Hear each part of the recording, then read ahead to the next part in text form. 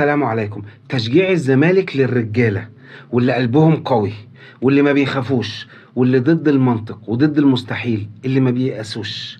ليه؟ لأن أنا لو سهل جدا أشجع نادي تاني بيكسب بالحكام بأي حاجة هشجعه وعادي وهعيش كده، لكن أنا اخترت الزمالك عن قناعة، وطالما اخترت الزمالك عن قناعة يبقى لازم أدعم الزمالك. ودعم للزمالك معناها إن أنا ما غلطش في حد من اللعيبة، أشد من أزرهم، ارفع من شأن الزمالك. وبإذن الله تعالى كل اللي بعمله ده علشان اوصل لهدف واحد. ايه هو الهدف؟ ان انا اشيل كاس الكونفدرالية ان شاء الله. ده هيحصل بدعوات كل الزملكاويه المخلصين اللي هم طبعا جمهور اكبر قلعة رياضية في مصر. الرجال